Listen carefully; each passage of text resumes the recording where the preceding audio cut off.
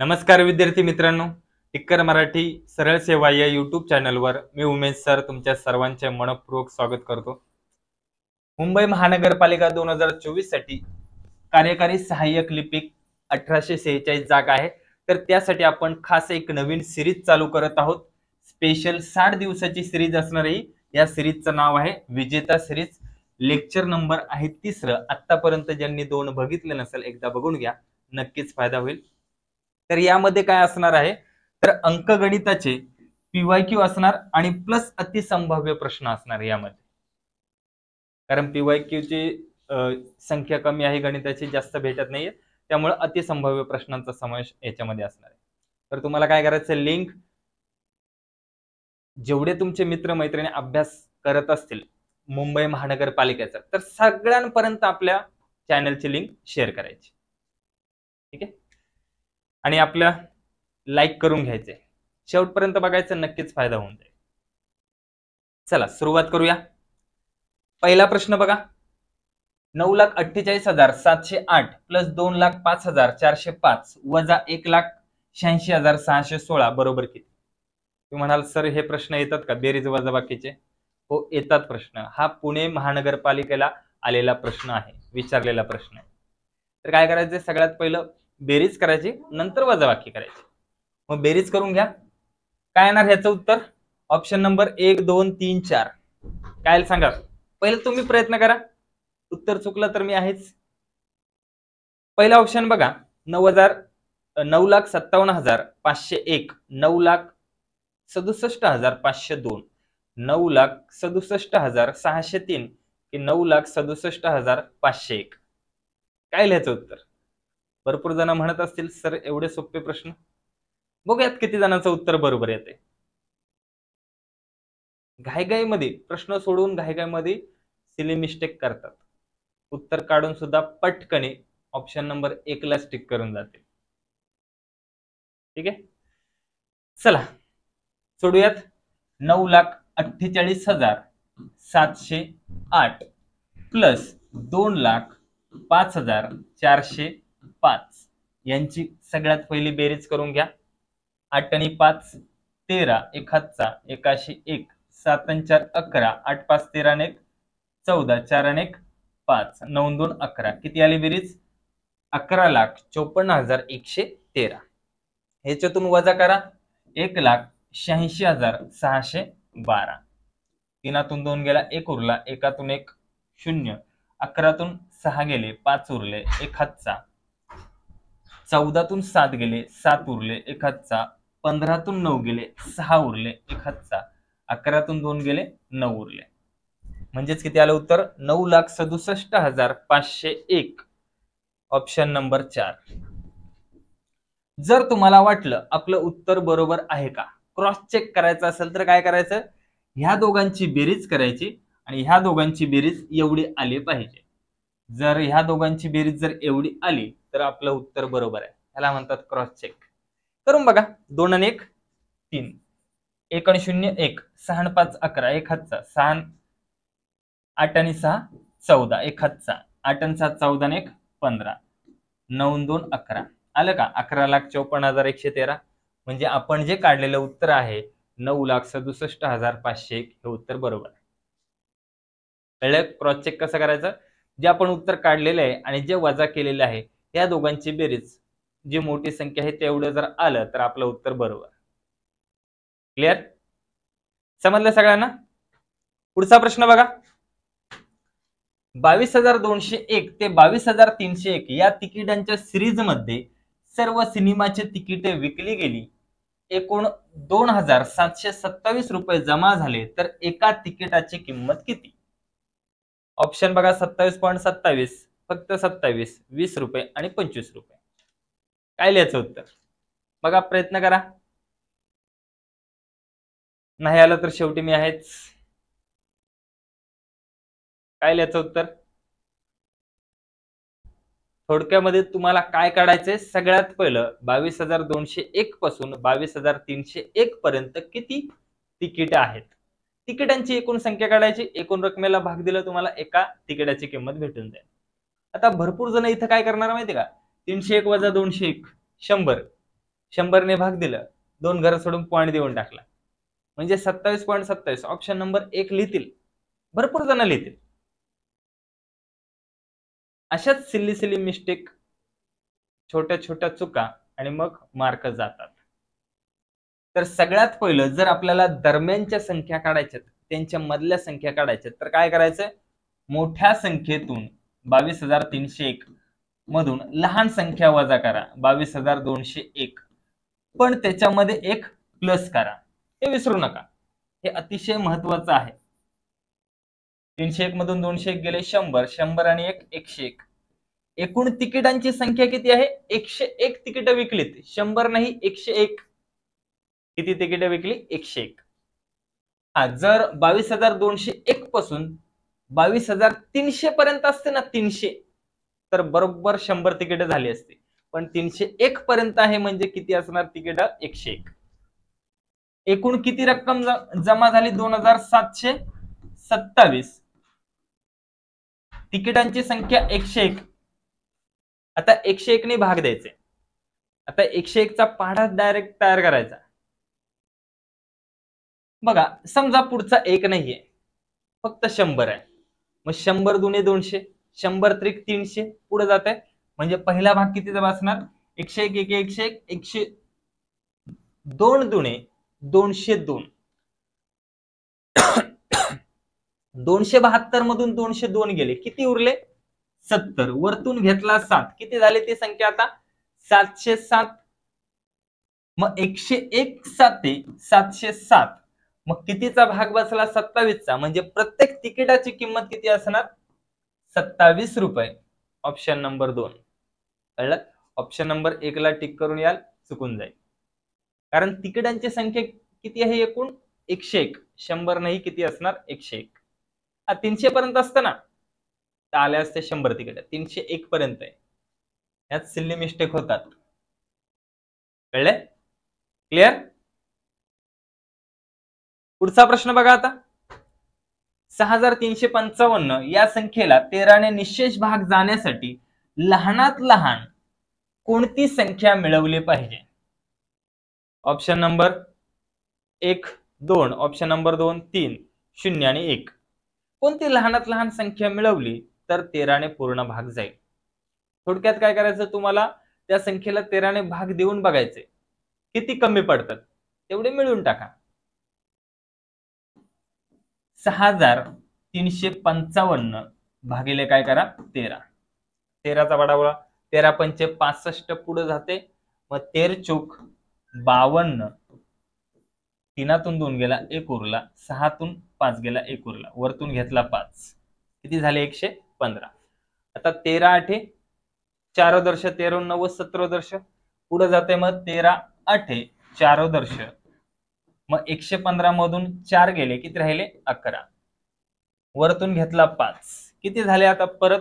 115. आता 115 13च्या पाड्यात नाही येत. 13 9 17 दर्श. मग संपूर्ण भाग जाण्यासाठी, बाकी 0 राहण्यासाठी किती प्लस करावं लागेल? 2 प्लस करावं लागेल. तेव्हा ती संख्या काय होणार तयार? 117. आणि 117 ला 13 ने पूर्ण भाग जाईल. 13 9 17 दर्श. म्हणजे कोणती संख्या लहानात लहान प्लस करावं लागणार? तर 2 प्लस करावं लागेल. म्हणजे ऑप्शन नंबर 1 येणार ह्याचं योग्य उत्तर. म्हणजे 6,355 मध्ये 2 प्लस केले, 6,357 होईल. आणि 6,357 ला 13 ने निशेष भाग जाईल. निशेष म्हणजेच काय? बाकी 0.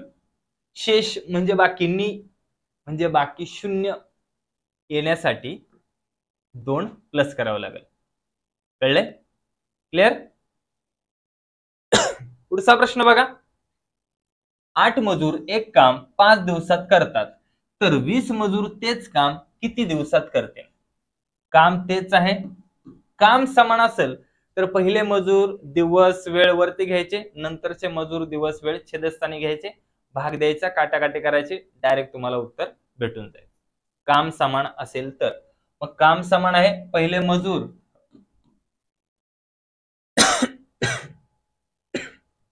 गुणिले दिवस छेदस्थानी मजूर, भाग द्या. 5 1 5, 5 चोक 20, 4 1 4, 4 2 8.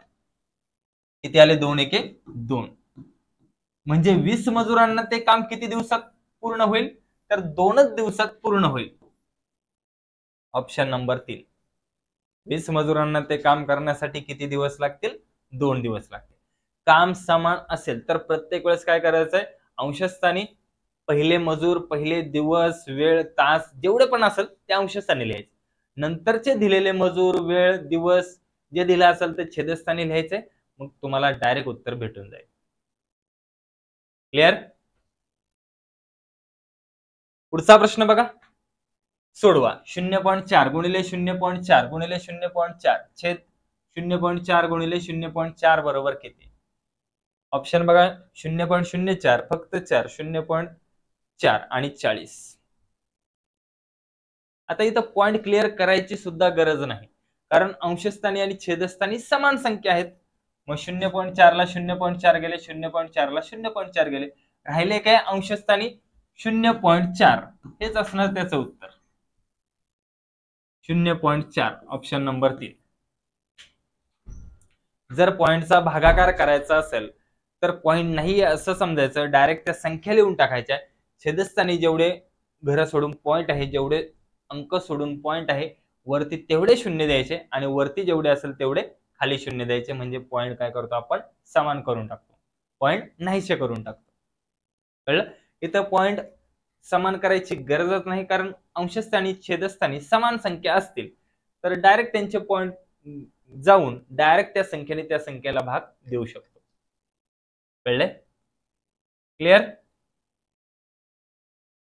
पुढचा प्रश्न बघण्याआधी बीएमसी एक्झाम 2024 साठी रेकॉर्डेड बॅच आहे आपली.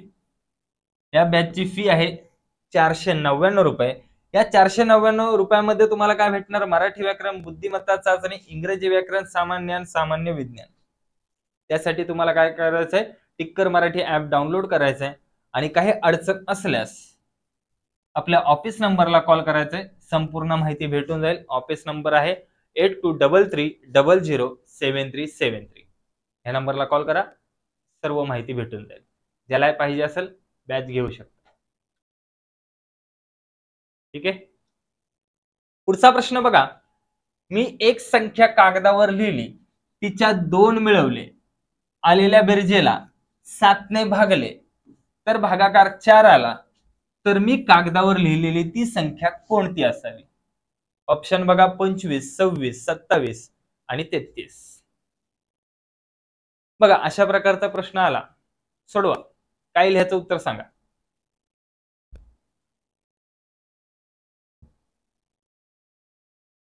अशा प्रकारचा कोणताही प्रश्न आला, जर तुम्हाला ती संख्या काढायची असेल, ती संख्या, तर शेवटून उत्तरापासून सुरुवात करायची, क्रिया उलट करत चालायची. आता उत्तर म्हणजे काय आलेलं आहे इथं? 4. शेवटून क्रिया करायची, काय आलं? 4. काय 4 कधी आलं? 7 ने भागल्यावर. मग 7 ने भागले ना, उलटी क्रिया करायची, भागू नका, गुणून टाका. मग 4 गुणिले 7 किती झाले? 28. पुढे पुढे काय केलेलं आहे? तिच्या 2 मिळवल्यावर, मग 2 मिळू नका, वजा करून टाका. 28 वजा 2 किती आले? 26. म्हणजे ती संख्या कोणती येणार? तुम्हाला डायरेक्ट ती संख्या भेटून जाईल. ती संख्या कोणती असणार? तर 26 असणार आहे. Option number 2. पाहिजे तर करून बघा. आता बघा, ती संख्या कागदावर लिहिली होती 26, तिच्यात 2 मिळवले किती झाले? 28. 28 ला 7 ने भाग दिला, उत्तर आलं का? 4. म्हणजे ती संख्या कोणती असणार? मग 26 असणार. कळले? क्लिअर? पुढचा प्रश्न बघा, सोन्याचा भाव 10 ग्रॅमला 5,800 रुपये असताना 10 मिलीग्रॅम सोन्याची किंमत किती रुपये होईल? ऑप्शन बघा, 58, 580, 5.8 आणि 5.08. आता इथं तुम्हाला एकक माहिती पाहिजे. एकक किती येईल याचं उत्तर? भरपूर जण इथं सिल्ली मिस्टेक करतात आणि चुकतात. सोपे सोपे प्रश्न सुद्धा चुकतात. चला पटापट कमेंट करायची, काय लिहायचं उत्तर सांगायचंय. नाही आलंच तर शेवटी मी आहेच.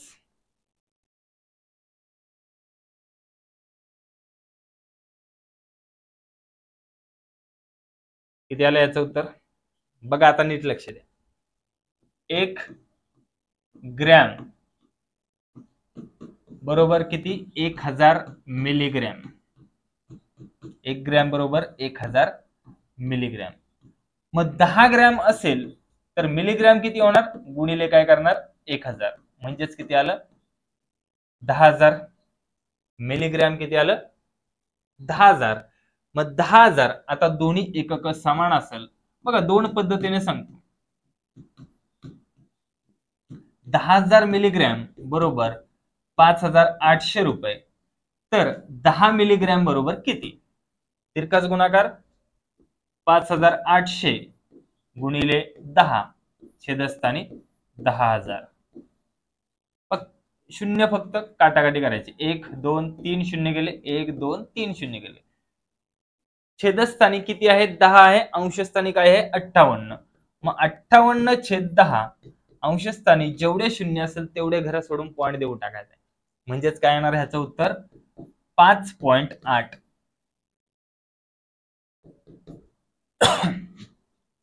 10 मिलीग्रॅमची किंमत किती येणार? 5.8 रुपये. Option number 3. कळलं? ही झाली पद्धत. आता जर तुम्हाला दुसऱ्या पद्धतीने सांगतो. बघा मध्ये काय असतं? मध्ये असतं मीटर, लिटर आणि ग्रॅम. वरती काय असतं? KHD. के म्हणजेच किलो, एच म्हणजे हेक्टो आणि डी म्हणजेच काय? डेक्का. नंतर काय असतं? डेसी, सेंटी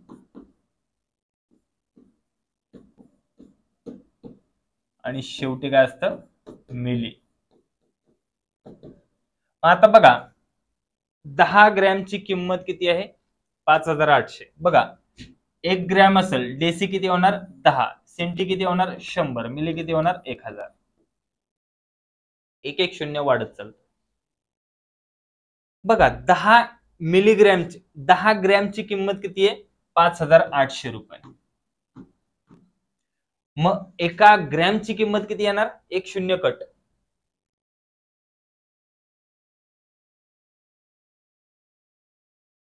एक शून्य कट होईल. मग 1 ग्रॅम बरोबर किती असणार? 580 रुपये. मग 1 डेसी बरोबर किती होणार? बघा 10 ग्रॅमचं आहे, तुम्हाला 10 मिलीग्रॅम पर्यंत आणायचंय. एक एक घर सोडून खाली येताना काय होणार? एक एक घर सोडून पॉइंट येणार आणि वरती जाताना काय होतं? एक एक घर सोडून पॉइंट निघून जातो किंवा एक एक शून्य येतो. आता 5,800 आहे. डेसी काय होणार? 580. सेंटी काय होणार? 58. मिली काय होणार? एक घर सोडून पॉइंट 5.8. या पण पद्धतीने तुम्ही सोडू शकता. 1 ग्रॅम वरून पण आपल्याला 10 ग्रॅमचं दिले आणि 10 मिलीग्रॅमचंच विचारले, म्हणून आपण ते 10 ग्रॅम पासून 10 मिलीग्रॅम पर्यंत आणताना तुम्हाला एक एक घर सोडून पॉइंट द्यायचा आहे. बघा डेसी मध्ये एक घर सोडून पॉइंट दिला, सेंटी मध्ये एक घर सोडून पॉइंट आणि मिली मध्ये एक घर सोडून पॉइंट. म्हणजेच किती आलं? 5.8. दोन्ही पद्धतीने सोडू शकता. क्लिअर? एकतर ह्या पद्धतीने सिंपल बेसिक पद्धत 1 ग्रॅम बरोबर 1000 मिलीग्रॅम. मग 10 ग्रॅम बरोबर किती मिलीग्रॅम असणार? ते 10,000 मिलीग्रॅम. मग 10,000 मिलीग्रॅमची किंमत आहे 5,800 रुपये. मग 10 मिलीग्रॅमची किंमत किती येणार? 5.8 रुपये. कळले? क्लिअर? पुढचा प्रश्न बघा. 30 वजा 28 भागिले 4 अधिक 11 गुणिले 3 वजा 19 बरोबर किती? ऑप्शन बघा 37, 15, 20 आणि 31. बघा पदावलीचे प्रश्न येतात. काय लिहायचं उत्तर? फक्त ऑप्शन नंबर सांगायचा आहे. बघा पदावलीमध्ये सगळ्यात पहिला आपण करतो भागाकार, नंतर गुणाकार. 30 वजा 28 भागिले 4 किती येणार? 7 चोक 28, 7 आलं, अधिक 11 त्रिक 33 वजा 19. मग आता प्लस प्लस ची बेरीज करा, नंतर मायनसची करा किंवा डावीकडून क्रिया उजवीकडे करत चला तरी चालते. बघा चला दोन्ही प्रकारे सांगतो तुम्हाला. डावीकडून उजवीकडे केली 30 वजा 7 किती आले 23. 23 अधिक 33 किती झाले 3 आणि 3 6 2 आणि 3 5. 56 वजा 19. 16तून 9 गेले किती उरले 16तून 9 गेले 7 उरले. 1 हातचा 5तून 2 गेले 3 किती आलं उत्तर 37. Option number 1. क्रिया डावीकडून जर दोनच क्रिया असतील बेरीज आणि वजाबाकी त्यावेळेस क्रिया डावीकडून उजवीकडे करत गेलं तरी सुद्धा चालते. किंवा जर तुम्ही प्लस प्लस ची बेरीज केली बघा काय होतं 30 वजा 7 वजा 19 अधिक 33. प्लस प्लस ची पहिली बेरीज करून घ्या. 30 आणि 33 किती झाले 63. वजा वजाची पण बेरीज करा. 19 आणि 7 किती झाले 26. वजा चिन्ह काय होणार इथं 13तून 6 गेले 7 उरले. 1 हातचा 6तून 3 गेले 3 तरी सुद्धा उत्तर काहीच बदल होणार नाही, काहीच चेंज होणार नाही. उत्तर किती येणार 37. कळलं. एकतर प्लस प्लस ची बेरीज मायनस मायनस ची बेरीज करून एकदाच वजा करा किंवा जर फक्त बेरीज वजाबाकी असेल तर क्रिया डावीकडून उजवीकडे करत गेलं तरी सुद्धा चालते. कळले सर्वांना. क्लिअर. पुढचा प्रश्न बघा. 10चा घन अधिक 10चा वर्ग अधिक 10चा 1 घात वजा 10चा वजा 1 घात बरोबर किती. ऑप्शन बघा 1110 1109 1109.9 आणि 1199.9. काय लिहायचं उत्तर. चला पटापट सगळ्यांनी फक्त ऑप्शन नंबर कमेंट करायचे. ऑप्शन नंबर 1 येईल 2 येईल 3 येईल 4 येईल. बघा मध्ये प्लस चिन्ह आहे गुणिले नाही. जर मध्ये गुणिले चिन्ह असतं सगळ्यांचा पाया समान असतात तर घातांकाची डायरेक्ट बेरीज केली असते. पण जर मध्ये प्लस चिन्ह असेल तर तुम्हाला त्या घातांकाची किंमत घेऊनच बेरीज करावं लागेल. भरपूर जणांचं फक्त इथं गोंधळ होणार आहे. 10चा वजा 1 घात म्हणजे किती. बघा 10चा घन सगळ्यांनाच माहिती आहे. जेवढे घात असेल एकावरती तेवढे शून्य देऊन टाका. 10चा 1 घात म्हणजे 1 शून्य. 10चा वर्ग म्हणजे 2 शून्य. 10चा घन म्हणजे 3 शून्य. अधिक 10चा वर्ग 2 शून्य. अधिक 10चा 1 घात 1 शून्य. यांची करा बेरीज किती आली 1110. वजा करायचं तुम्हाला 10चा वजा 1 घात. आता 10चा वजा 1 घात याची किंमत काढायची असेल तर आपल्याला काय करावं लागेल. सगळ्यात पहिलं तुम्हाला बेसिक पासून सांगतो. जर घातांकाचं वजा चिन्ह घालवायचं असेल तर त्याला छेदस्थानी घ्यायचं. म्हणजे 10चा वजा 1 घात आहे तर ह्याचाच आपण रूपांतर काय करणार 1/10चा 1 घात. छेदस्थानी घेतलं त्याला तर फक्त घातांकाचं चिन्ह प्लस असेल मायनस होतं, मायनस असेल प्लस होतं. आपलं मायनस होतं प्लस करायचं होतं. किती घेतलं मग 1/10चा 1 घात. आता 1/10चा 1 घात म्हणजेच किती 10. मग 1/10 असेल छेदस्थानी काय आहे 10 आहे. 1 शून्य आहे. 1 घर सोडून पॉइंट म्हणजे ह्याचं उत्तर काय येणार 0.1.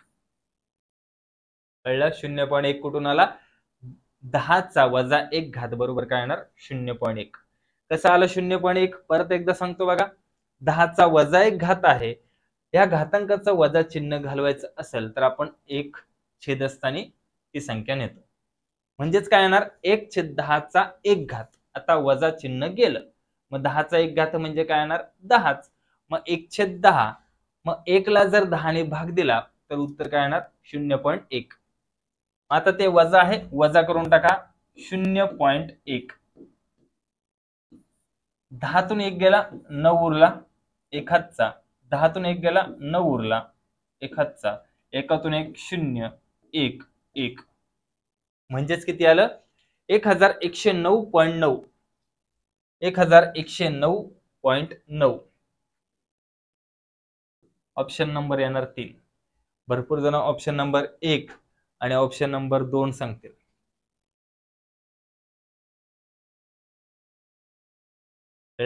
जर आपल्याला वाटलं आपलं हे उत्तर बरोबर आहे का नाही चेक करायचं, क्रॉस चेक तुम्हाला सांगितलं, ह्या दोघांची करा बेरीज. 9 1 10 एक हातचा, 9 1 10 एक हातचा, 81 1 81 1 81 1, एक घर सोडून पॉईंट, 1110. म्हणजे जे आपण हे आणि हे दोन्ही उत्तर सेम आहेत, म्हणजे जे आपण उत्तर काढलेलं आहे ते बरोबर. किती येणार उत्तर? 1109.9, ऑप्शन नंबर 3. क्लिअर? शेवटचा प्रश्न बघा. शाळेच्या थेट पूर्वेला 72 मीटर अंतरावर एक झाड आहे. झाडाच्या थेट उत्तरेला 96 मीटर अंतरावर एक विहीर आहे. तर शाळा आणि विहीर यांच्यातील सरळ अंतर किती मीटर असेल? ऑप्शन बघा, 125 मीटर, 120 मीटर, 110 आणि 108. काय लिहायचं उत्तर? प्रश्नामध्ये दिलेलं काय, विचारलं काय हे समजून घ्या. चला सोडवा, करा करा, प्रयत्न करा. नाही आलं तर शेवटी मी आहेच. फक्त ऑप्शन नंबर सांगायचा. ऑप्शन नंबर 1 2 3 की 4?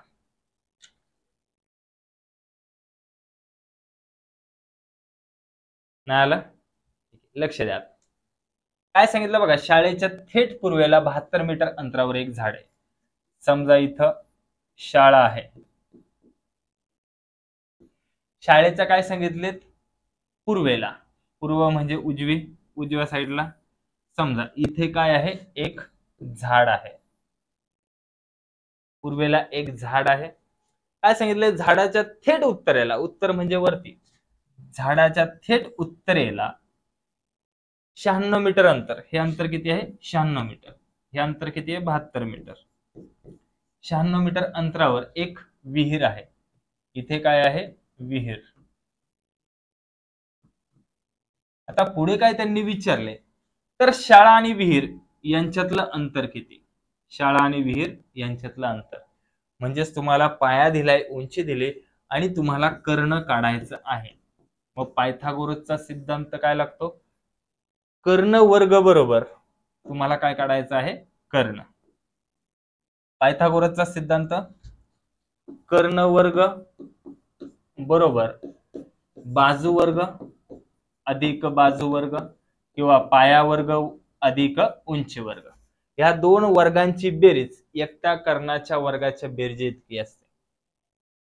मग आता काय करणार? एक बाजू किती आहे? 72, एक बाजू आहे 96. मग 72चा वर्ग प्लस 96चा वर्ग. आता 72चा वर्ग करा, किती आला? 4. 7 दुने 14, 14 दुने 28, 8, 2 हातचे 7 7 49 आणि 1 50, 51. 72चा वर्ग किती आला? 5184 प्लस 96चा वर्ग. 96चा वर्ग किती? 6 7 36, 3 हातचे 6 9 54, 54 दुने 108, 108 आणि 3 111, 11 हातचे 9 9 81, 81 आणि 1 82 आणि 10 92. 96चा वर्ग किती? 9216. ह्या दोघांची बेरीज करा. 6 आणि 4 10, एक हातचा, 1 आणि 1 2 आणि 8 10, एक हातचा, 9 आणि 1 10, 10 आणि 1 बेरीज करायचं. 5184 प्लस 9216. 6 आणि 4 10, एक हातचा, 8 आणि 2 10, एक हातचा, 2 आणि 2 4, 9 आणि 5 14. किती आली बेरीज? 14400. 14400 काय असणार? कर्ण वर्ग. मग आपल्याला ह्याचं वर्गमूळ काढायचंय. जर वर्गमूळ काढताना 2 शून्य असेल तर 1 शून्य लिहितो आणि शून्य सोडून जी राहिलेली संख्या आहे त्याचं काय करतो? वर्गमूळ काढतो. एक तर 4 शून्य असतील, 2 असतील, 6 असतील, 2च्या पटीत असेल तरच त्या संख्येचं वर्गमूळ निघतं. मग 2 शून्य आहे, 2चे किती गट आहेत? फक्त एकच गट आहे, मग एकच शून्य आला. मग 144चं वर्गमूळ किती? 12. मग काय संख्या तयार झाली? 120.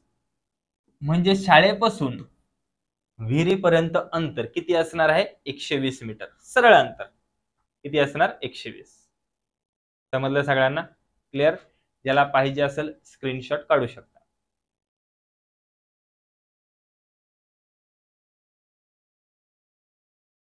ठीक आहे. चला, याचप्रमाणे ज्यांनी आतापर्यंत टिक्कर मराठी ऍप डाउनलोड केलं नसेल त्यांनी करून घ्या, कारण आपले युट्यूबचे जेवढे लेक्चर होतात त्या सर्वांची फ्री मध्ये पीडीएफ आपल्या टिक्कर मराठी ऍप मध्येच भेटते. आणि त्याचबरोबर बृहन्मुंबई महानगरपालिकेसाठी असेच नवीन नवीन व्हिडिओ पाहण्यासाठी चॅनलवर नवीन असाल तर सबस्क्राईब करून घ्यायचे. सर्व व्हिडिओ शेअर करायचे आणि जाता आता ज्यांना आवडले असेल त्यांनी लाईक करायचे आणि कसं वाटलं ह्याच्याबद्दल सुद्धा कमेंट नक्कीच करायचे. चला मग आज आपण इथेच थांबूया. भेटूया पुढच्या नवीन पार्ट मध्ये. तोपर्यंत सर्वांना बाय बाय, टेक केअर.